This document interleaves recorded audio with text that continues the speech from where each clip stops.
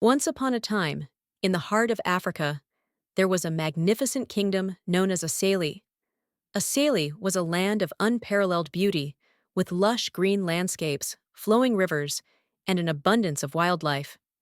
The kingdom was ruled by the wise and benevolent King Mwanga and his beloved Queen Nia. Under their reign, the people of Asali lived in harmony and prosperity, their lives intertwined with the rhythms of nature. But this peace was not to last. From across the vast oceans, foreign ships arrived, bringing with them men who eyed Asali's riches with greed.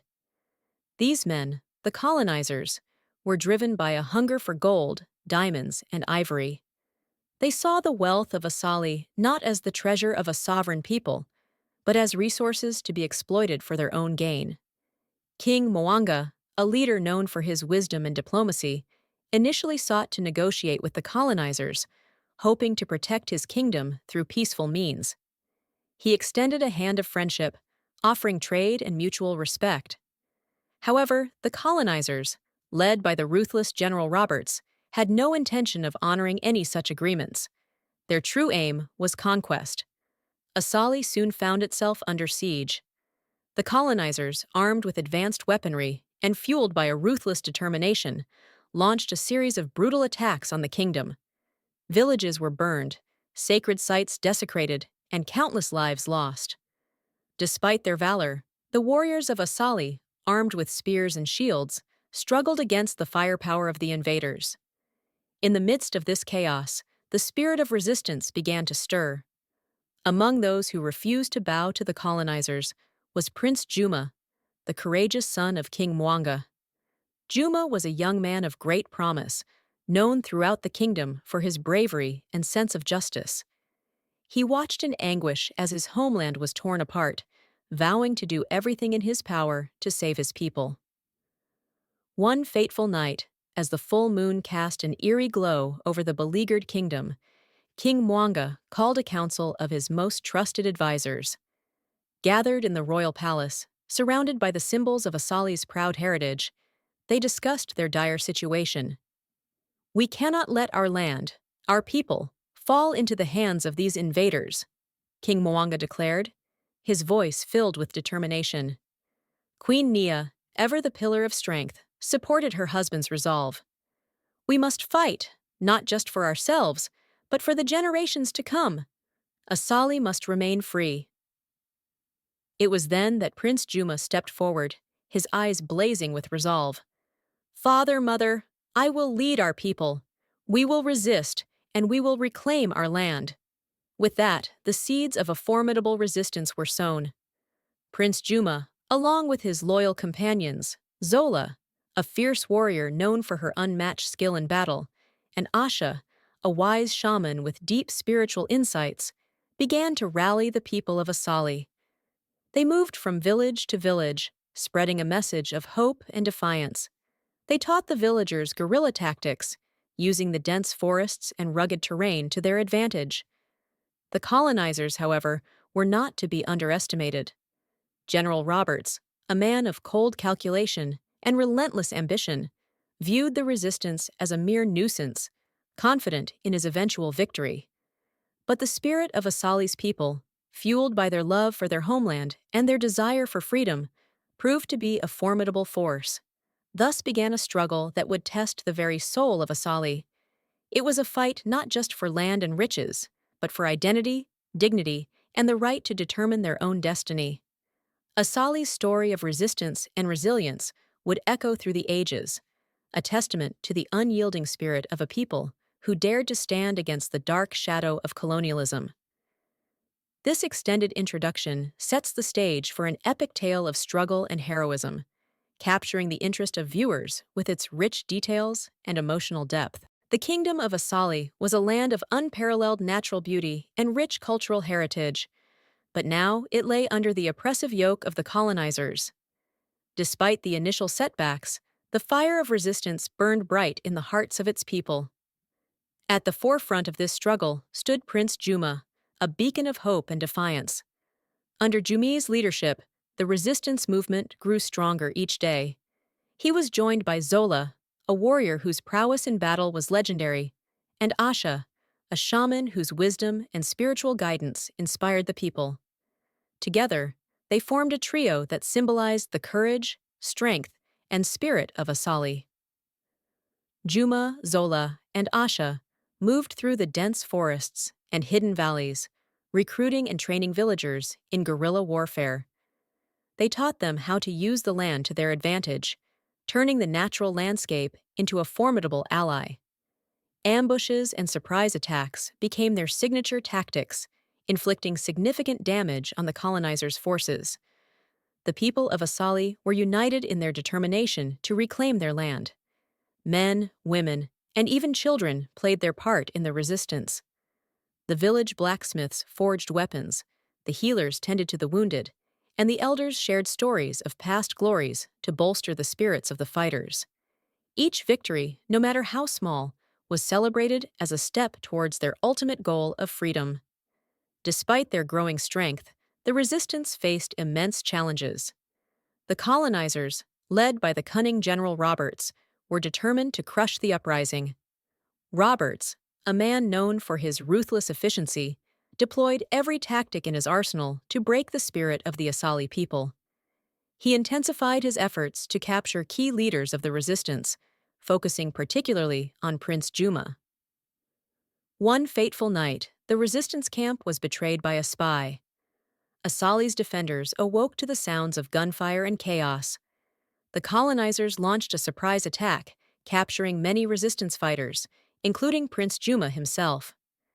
General Roberts, believing he had finally quashed the rebellion, had Juma brought before him in chains. "You are a brave young man, Prince Juma," General Roberts sneered, "but bravery alone will not save your people. Surrender, and perhaps I will spare your life." Juma, despite his chains and the dire situation, met the general's gaze with unwavering resolve. "Asali will never bow to your tyranny. Our spirits are free, and no chains can bind them." Unbeknownst to Roberts, Juma's capture only fueled the flames of resistance.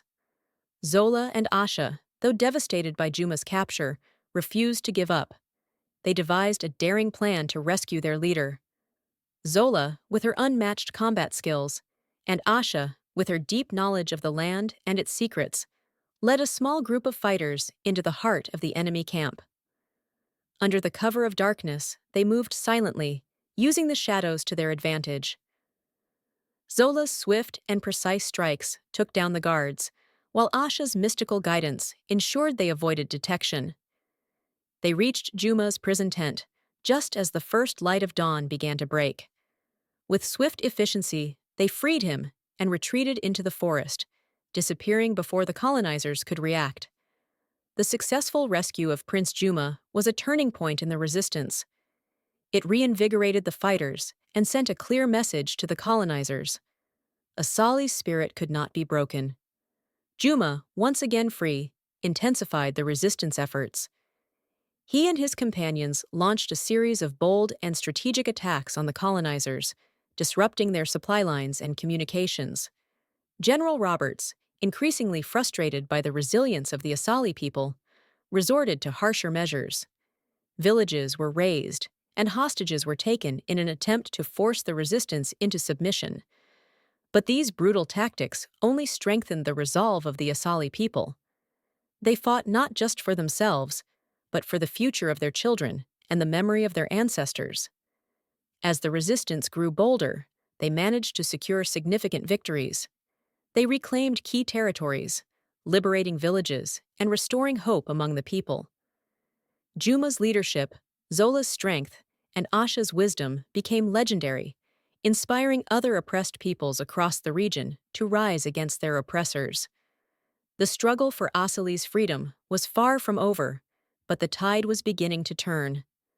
The colonizers, once confident in their dominance, now faced a formidable and united resistance. The people of Asali, fueled by their love for their homeland and their unbreakable spirit, continued their fight, determined to reclaim their sovereignty and write a new chapter in their history. This extended development section delves deeper into the challenges and triumphs of the resistance, highlighting the courage and resilience of the Asali people. It keeps the viewers engaged, rooting for the heroes and anticipating the next move in their epic struggle for freedom. The struggle for Asali's independence reached a critical juncture.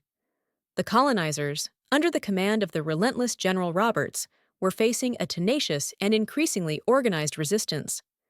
The resilience and bravery of the Asali people had turned the tide, but the battle for freedom was far from over. Prince Juma, now a seasoned leader, continued to inspire his people.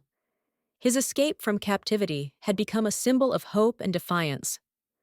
Alongside him were Zola, the fierce warrior whose valor had become legendary, and Asha, the wise shaman whose guidance and spiritual strength had been a cornerstone of the resistance.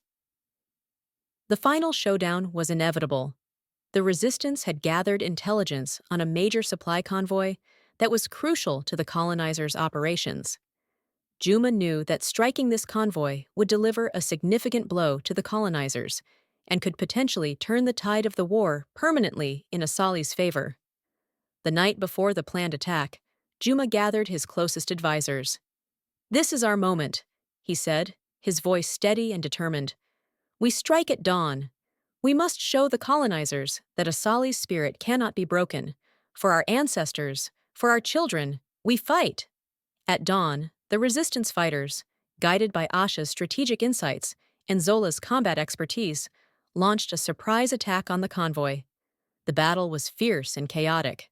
The sounds of clashing weapons and battle cries filled the air as the fighters of Asali, driven by the hope of freedom, fought with unmatched ferocity. General Roberts, realizing the gravity of the situation, personally led his troops into battle.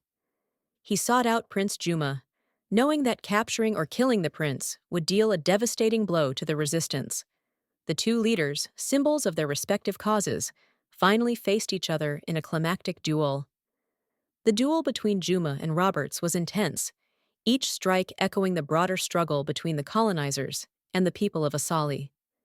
Juma fought with the strength and determination of a man fighting for his homeland, while Roberts fought with the desperation of a man whose plans were unraveling. In a decisive moment, Juma managed to disarm Roberts and brought him to his knees.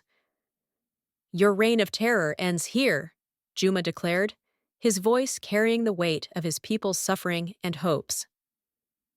With a final powerful strike, Juma defeated Roberts, signaling the end of the colonizers' dominance. The defeat of General Roberts and the successful ambush of the supply convoy marked a turning point in Asali's fight for independence. The colonizers, demoralized and weakened, began to retreat. The people of Asali, united in their victory, celebrated their hard-won freedom with joyous tears and songs of liberation. In the aftermath, Prince Juma was crowned king of Asali. His coronation was not just a ceremony, but a testament to the indomitable spirit of his people. Beside him stood Queen Zola, whose bravery had inspired countless warriors, and Asha, the shaman whose wisdom had guided them through the darkest times. King Juma addressed his people with a heart full of gratitude and hope. "We have endured suffering and hardship, but we have emerged stronger. Our freedom was won with blood and sacrifice, and we must honor those who fought and fell by building a future worthy of their legacy. Let us rebuild our kingdom with justice, compassion, and unity." Under King Jumia's leadership, Asali began to heal and rebuild. The people worked together to restore their villages, replant their fields, and revive their cultural traditions. The scars of war remained, but they served as a reminder of the price of freedom and the strength of the Asali spirit. The story of Asali's resistance and eventual triumph spread far and wide, inspiring other oppressed peoples to rise up and fight for their own freedom. It became a beacon of hope, a testament to the power of unity and the unbreakable will of a people determined to be free. The birth of Asali's independence was not the end of the story, but the beginning of a new chapter. It was a chapter filled with promise and possibility, a future where the lessons of the past would guide them towards a brighter, more just world. The legacy of King Juma, Queen Zola, and Shaman Asha would live on, reminding future generations of the courage and resilience that defined their nation. This extended conclusion provides a powerful and satisfying end to the story, emphasizing the themes of resilience, unity, and the enduring spirit of the Asali people. It leaves the viewers with a sense of hope and inspiration, reflecting on the triumph of justice and the importance of preserving and honoring cultural heritage.